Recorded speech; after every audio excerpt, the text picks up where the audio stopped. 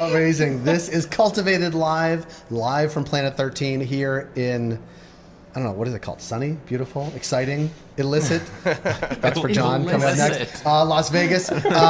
We are here. It's not illicit. There's a lot of illicit. We're in a fully No, I don't mean. facility. Very regressive comment, Jay. I honestly wasn't even talking about cannabis. I was talking about everything else that happens in Las Vegas. Honestly, That is illicit. everything else, weed is legal here. Everything else is descriptor shady. illicit. We're here with Thomas Winstanley of Theory Wellness. Thomas, thank you for being here.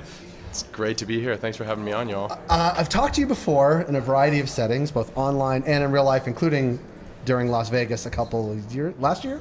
I think so, yeah. The one difference, though, is that I've actually been to a Theory Wellness in between these two times. In Brattleboro, Vermont, it's not my hometown, but it's somewhere we go a lot, and we love it, and it's a great shop. It's a great You were shop. saying it's one of your smaller ones. Yeah. And then before you came on, I was trying to describe, I was off the top of my head, the states you were in. But now I know, but I will recount. Maine, Massachusetts, Vermont, Ohio, Yeah. New Jersey. New Jersey is getting built out right now. And I heard you're going to break a bunch of new states right here live. Yeah, well, we got some morsels I can throw out, but yeah, we also have a big build out coming to fruition outside of Boston right now too, which will be our final rec license. Where's that? Medford. It was a really, really interesting licensing process for us, and we're going to be doing something really different where we actually have one building with two separate doors. So Theory makes a seltzer, a beverage brand called High Five, and we're going to be opening one of the first beverage dispensaries that's going to be bodega style. That's going to be only beverages, pretty much floor to ceiling coolers, because We've been talking about Yeah, this for a lot of years. beverages. Well, we had someone on from Minnesota. Yeah. oh really? And they have beverages now in, what is it, Total Wine. I saw that, yeah. I mean, and we're really leaning into the insight that we know people who are drinking beverages are not always your traditional cannabis consumers. We know that retail can be really complex for certain folks who maybe have different buying habits, and so we're really kind of going into this phase where we see, the beverage category is going to continue to accelerate, and we know people just want to go in, buy a couple of cases, and get out. So this is going to be a big jump for us. So this year was added a lot of new stores, added some new states, and then next year, through the end of this year, we're going to be flat out with New Jersey and Boston. I have so many questions around this Let's go. beverage.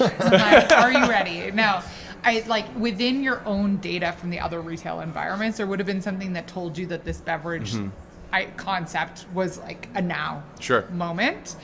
What have you seen in the purchasing pattern data of your beverage customer that you're like, I'm anticipating that it could show up similarly in the store or it might show up differently? For sure. Yeah. So, I think generally beverages had a 1% increase annually in our buying patterns, which is actually a significant number.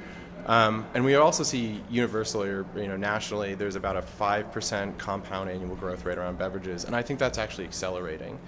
And so I think part of it was the Theory way is that we were walking around the Medford building before it was built out. It was just this massive space. And we just kind of said, floated to the co-founders, could we do a little beverage shop in here? And they kind of thought, and they're like, yeah, Oh, there's the chief marketing officer again. they're like, there was kind of this, a little bit of this pause and was like, oh, well, yeah, I think we could do this. And I think part of it too is being a CPG guy in a past life, beverages is probably the most accessible point within the industry, I think, for a lot of people from the control standpoint, the normalization, the socialization factor. And so, we're really bullish on helping kind of open that door a little bit. And then I think on the fringes too, you have things like consumption lounges, which are starting to get traction in Massachusetts from a political standpoint. Beverages are going to be a massive mover in that whole new phase of licensing. And so we certainly see that there's white space within this area, that putting a dispensary is really going hard at a white space.